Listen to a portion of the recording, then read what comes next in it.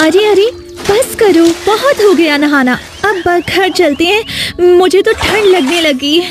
उसका इतना कहना था कि समायरा और नूर ने हाथों से ही उसके ऊपर पानी डालना शुरू कर दिया।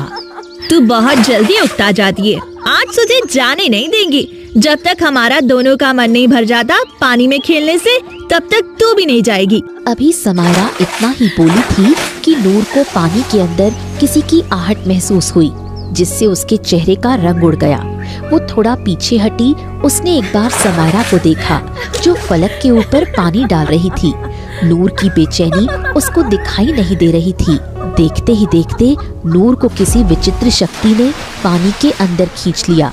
पानी में तेज शोर हुआ तो फलक और समायरा ने पीछे मुड़ के देखा। अब सिर्फ नूर के बाल ही उनको नजर आ रहे थे, जो पल भर में ओझल हो गए। अरे ये नूर कहाँ गई? नूर कहाँ गई? हाँ नूर कहाँ हो? कहाँ हो तुम? अरे मजाक मत करो, ऊपर आओ। देखो मैं जानती हूँ तुम हमारे साथ मजाक कर रही हो, अब और न सताओ और बाहर आ जाओ, जान हलक में अटक गई है। समायरा के बोलने का कोई फायदा नहीं था, क्योंकि नूर अब गायब हो चुकी थी। फलक और समायरा ऐसे खड़ी थी जैसे उनका सब कुछ खो गया हो। समायरा हिम्मत से काम लो, इस पानी में कब तक खड़ी रहेंगी? हमको बाहर निकलकर किसी से मदद लेनी होगी। नहीं नहीं, मैं अपनी सहेली के साथ यहाँ आई थी और उसी के साथ बाहर जाऊंगी पानी से। जब तक वो लौट कर नहीं आती तब तक नहीं जाऊंगी। समायरा के सिर पर जैसे पागलपन सवार हो गया।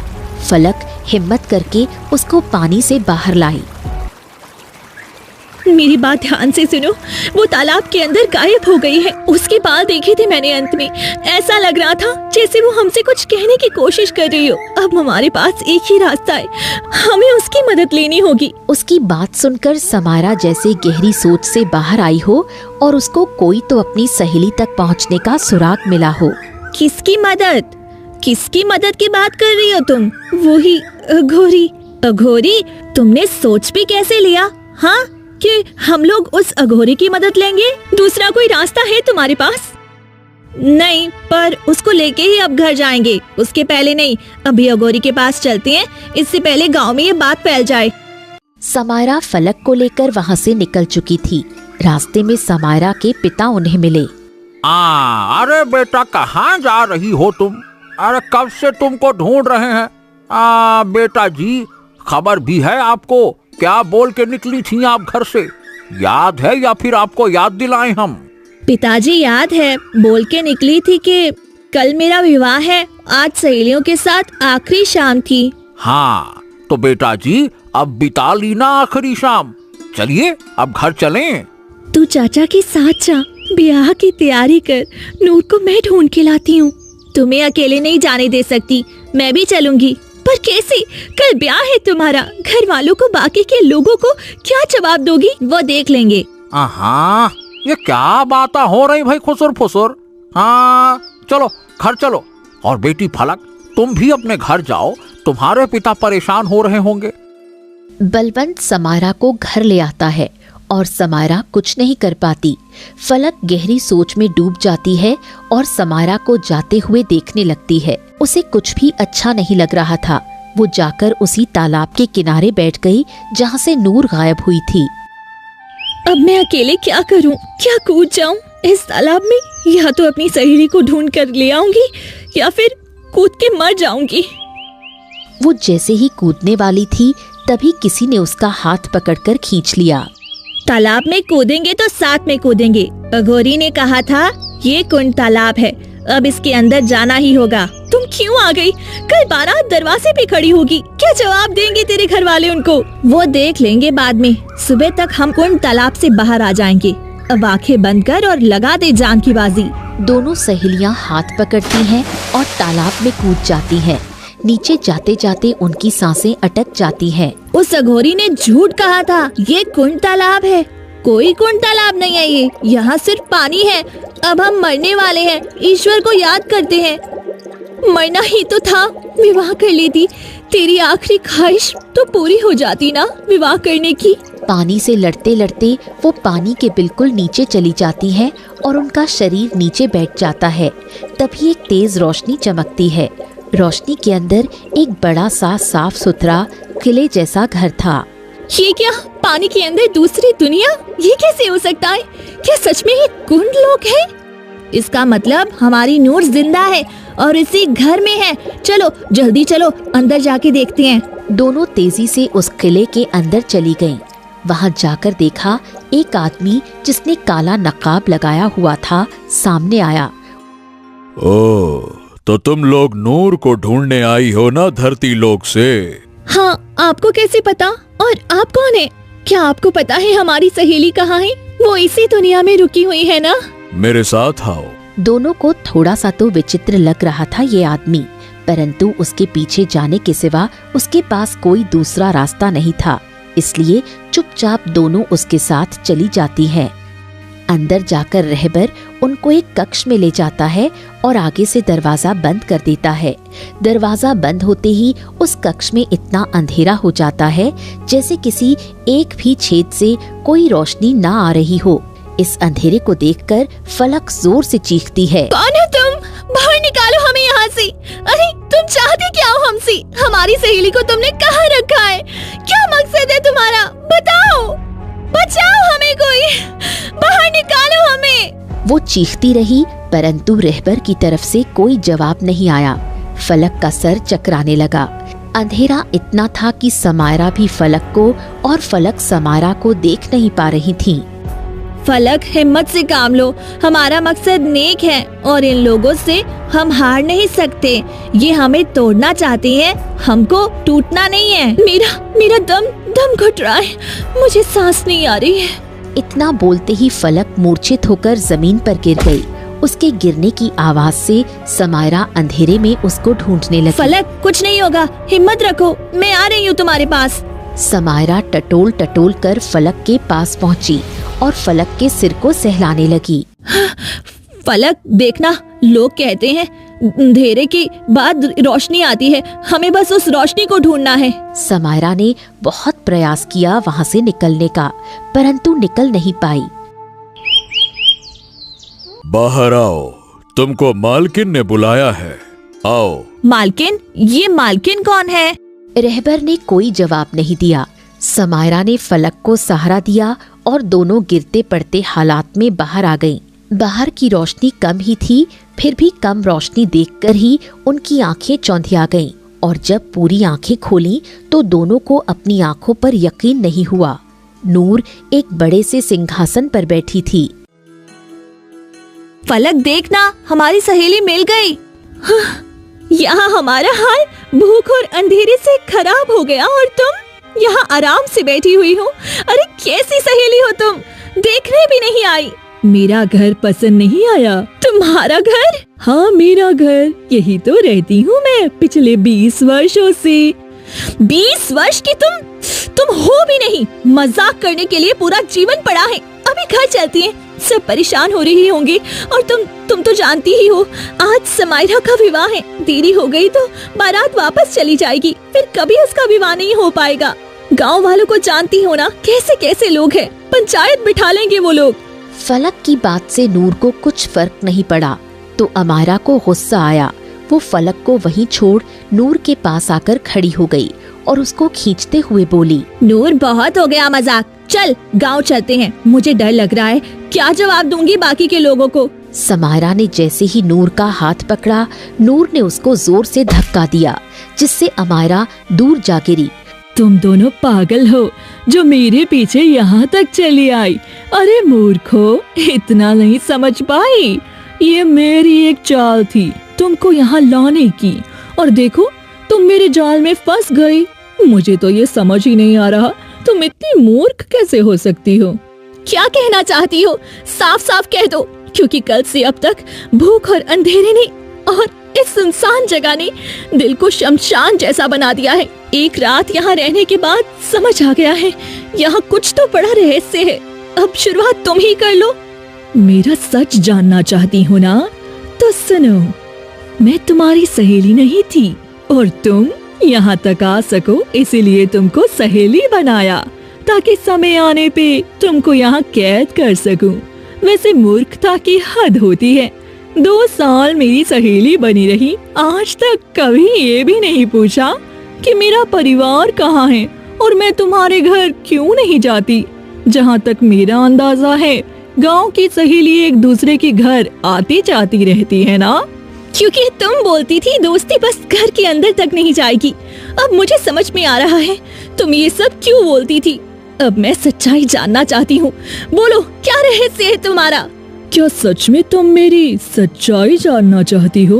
हाँ, ये बात 20 वर्ष पहले की है। माँ, कहाँ हो आप? देखो ना, बाहर कोई आपको बुला रहा है। अरे बेटा, कौन है? अंदर बुला लो। वो हमारा पड़ोसी है ना, उनके यहाँ कल विवाह है, जिसके लिए आपने मुझे लाल चुन्नी और पीला लहंगा बना के दिया। वो लोग आए हैं। अच्छा, तो बस विवाह का न्योता देने आए होंगे। नहीं माँ, वो आपसे कुछ बात करना चाहती हैं। मैं देखती हूँ। सावित्री उठकर बाहर चली गई। दरवाजे पर मोहनदास खड़े थे। बहन जी, एक जरूरी बात करनी थी आपसे। आपको तो पता ही है, परसों मेरे बेटे का विवाह था, परंतु अचानक लड़की बीमार पड़ गई और मर गई। अंदर आओ। सावित्री मोहनदास को अंदर बुलाकर लाई। परंतु अचानक लड़की बीमार पड़ गई और मर गई। हे ईश्वर, ये कैसे हो गया? देखो बहन जी, बीमारी, जिंदगी और मौत, ये तो ऊपर वाले के हाथ में है। अब गांव वाले तो यही कह रहे हैं कि विवाह में सुख नहीं लिखा था, इसीलिए लड़की मर गई। गलत जगह विवाह होने से बेहतर है कि इंसान मर जाए। कई घरों में हम अपने पुत्र का रिश्ता लेकर गए, परंतु कोई भी मान नहीं रहा विवाह के लिए।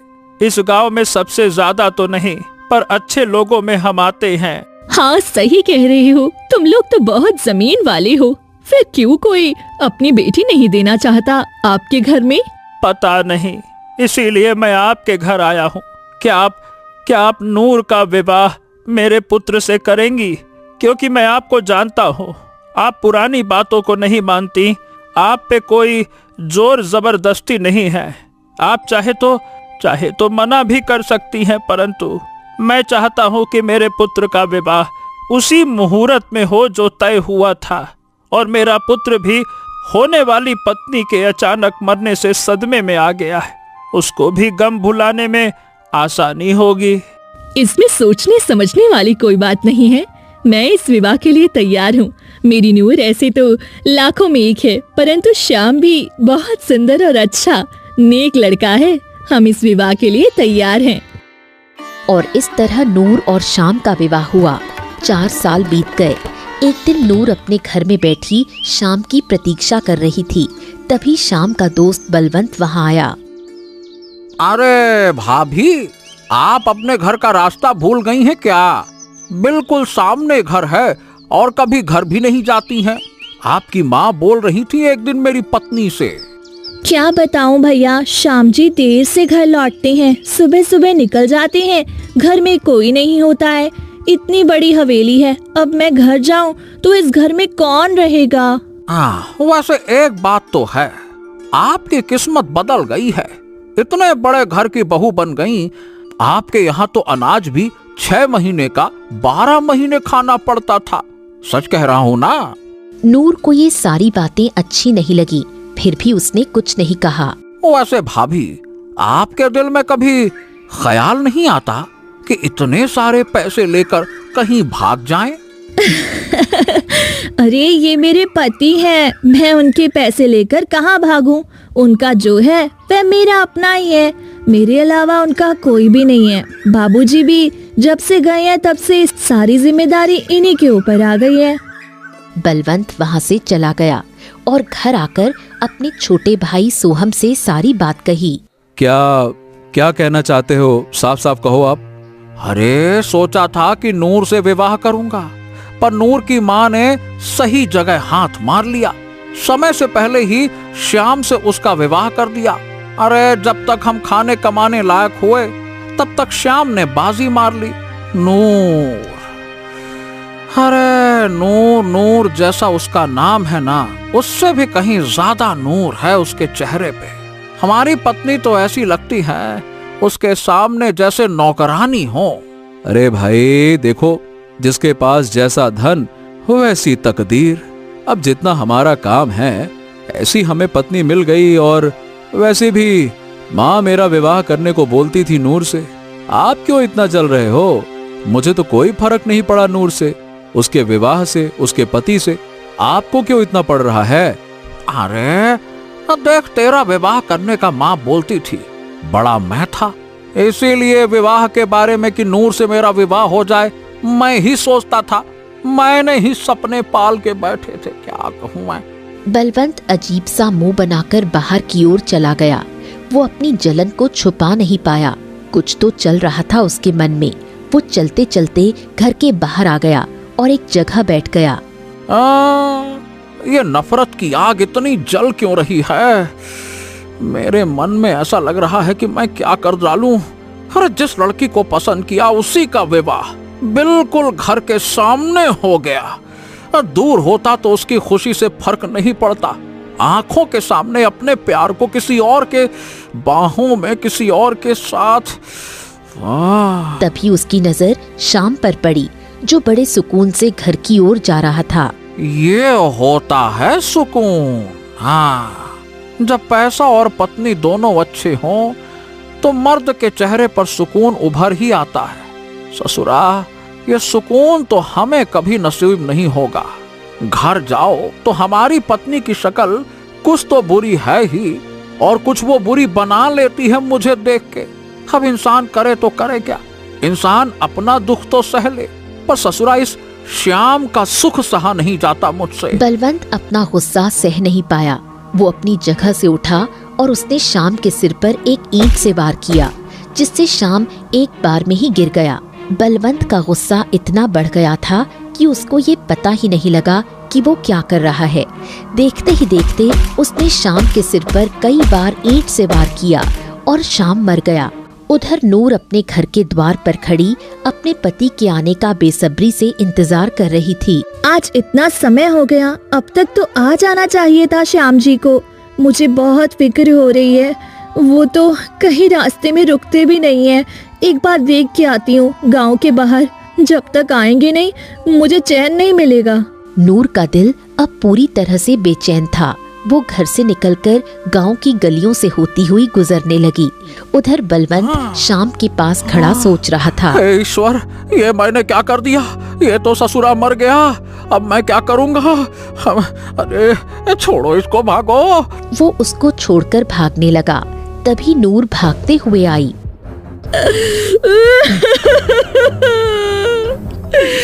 बलवंत, तुमने मेरे पति को मार डाला। अरे ससुरा श्याम तो मारा गया, नूर ने भी देख लिया। अब तो ये मुझे सजा दिला कर रहेगी। अब मैं क्या करूं, क्या करूं, क्या करूं, क्या करूं? ऐसा नहीं हो सकता। आप मुझे छोड़ के नहीं जा सकते। मैं आपको खो नहीं सकती। आपके सिवा मेरा दुनिया में कोई भी नहीं है। मेरा सुहाग गुजर नहीं सकता। उठिए, उठिए। उठिए। हाँ, अभी ये जब तक अपने विलाप में है तब तक तो ठीक है। जब ये होश में आएगी तो मुझे सजा जरूर दिलाएगी। इसका कुछ ना कुछ तो करना पड़ेगा, करना पड़ेगा। क्या करूं, क्या करूं, क्या करूं? वो भागकर सोहम के घर आया। हाँ, सोहम! अरे सोहम, दरवाजा खोल! अरे सोहम, दरवाजा खोल! अरे कौन है इतनी रात को? अरे दरवाजा खोल जल्दी से, आवाज मत कर, जल्दी आ। क्या हुआ भैया? आप इतने घबराए हुए क्यों हो? मैंने श्याम का खून कर दिया। क्या? क्यों? ये आपने क्यों किया भाई? समय नहीं है मेरे पास। जल्दी चल, इससे पहले कि सुबह हो जाए और लोग जाग जाएं। मेरे साथ चल। अरे तो मैं कहाँ जाऊं? नूर ने मुझे अपने पति का खून करते हुए देख लिया है। वो मुझे सजा जरूर दिलाएगी। इससे पहले कि वो होश में आ जाए हमें उसको रास्ते से हटाना होगा। क्या बात करते हो भैया? एक खून के ऊपर से एक और खून? आसान है क्या ये सब? हलवा है क्या? आप कर सकते हो, मैं किसी का खून नहीं कर सकता। दिमाग खराब है क्या? अरे तो क्या अपने भाई को मरने देगा तू? खून के रिश्ते अब सफेद हो गए क्या? क्या बातें करता है तू रे? ठीक है भाई, चलो चलते हैं। अब जैसा आप बोलो वही करेंगे। आपको बचाने के लिए तो कुछ भी करूंगा। चलो। दोनों चलते हुए श्याम और नूर के पास आए। नूर उनको देखकर अपनी जगह से खड़ी हो गई। बलवंत, तुमने मेरे पति को मार डाला। तुझे जिंदा नहीं छोड़ूंगी मैं। मेरे पति का क्या कसूर था, मुझे ये तो बता दे। कसूर कुछ नहीं था, बस मैं जल्दी गुस्से में आ जाता हूँ नूर। आज भी गुस्सा सर पे चढ़ गया और उसमें तुम्हारा पति मर गया। सच कहता हूँ नूर, उसको मारना नहीं चाहता था, परंतु जब गुस्से में होता हूँ ना, मैं आपा खो देता हूँ। राजा के पास जाऊंगी, अपने पति के लिए इंसाफ मांगूंगी। देखो तुम वहाँ नहीं जा सकती हो, क्योंकि इतना बोलते ही बलवंत ने नूर को भी ईंट से मारना शुरू कर दिया। वो अपने पति की लाश को देखकर पहले ही मर गई थी। अब बलवंत ने सोहम के साथ मिलकर उसको घसीटना शुरू किया और तालाब के किनारे ले गए। उसको तालाब में फेंक दिया।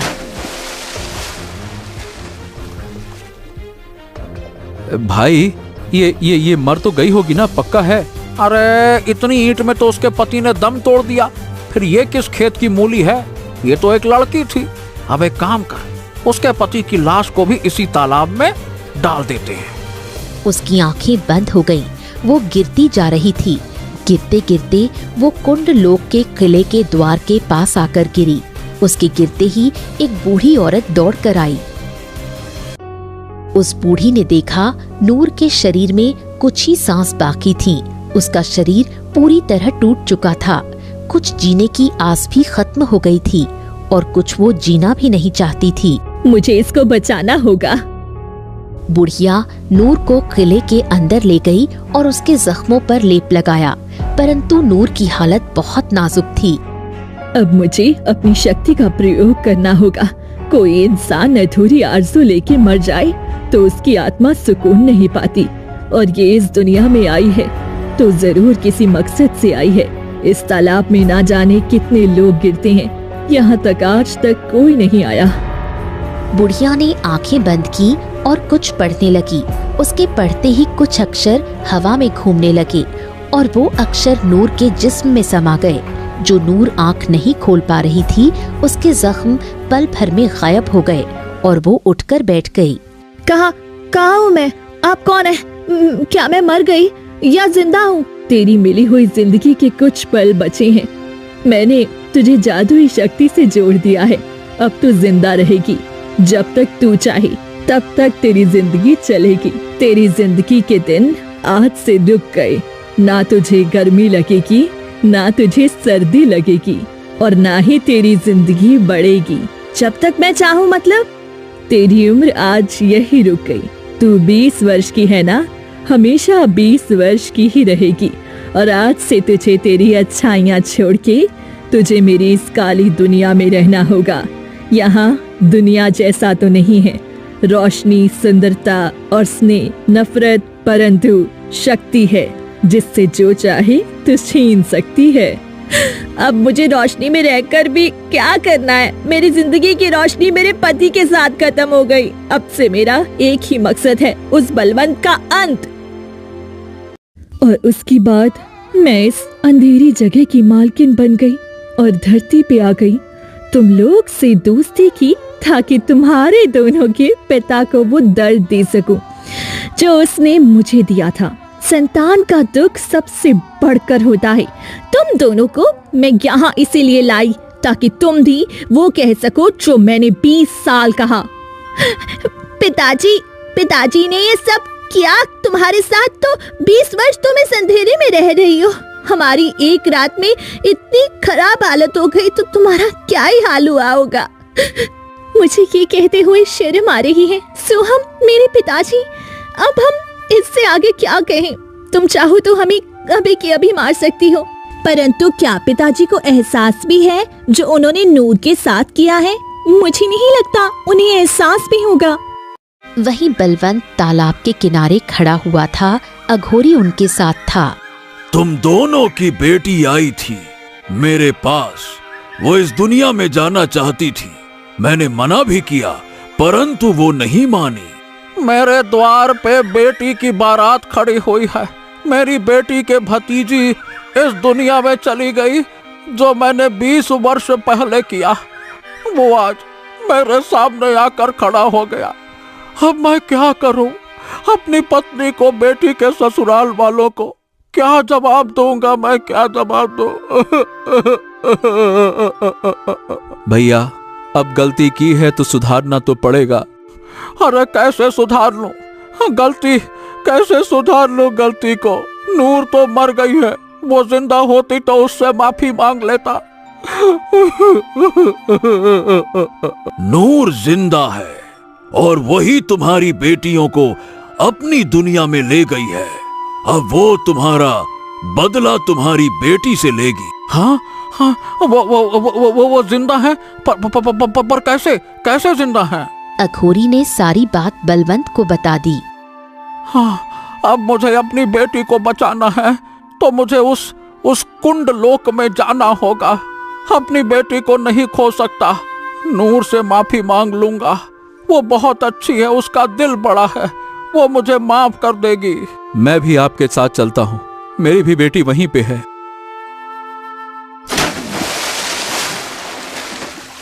दोनों कुछ ही देर में कुंडलोक पहुंचे और नूर के पैरों में गिर गए।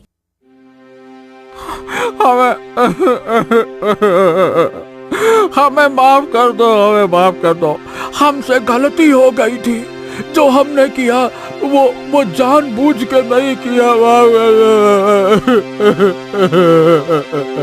बलवंत को अपने पाँव में झुका देख नूर को वो 20 वर्ष याद आ गए। एक एक पल कैसे जिए थे उसने ये दिन। वो गहरी सोच में थी। तभी बलवंत ने नूर के पैरों को खींचकर उसको गिरा दिया और उसके बाल पकड़कर बोला,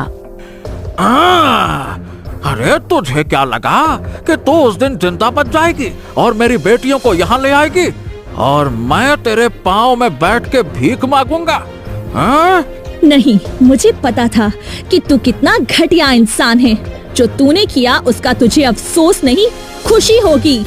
आज तो तेरा अंत होगा। बलवंत ने उसका मुंह भींचने की कोशिश की।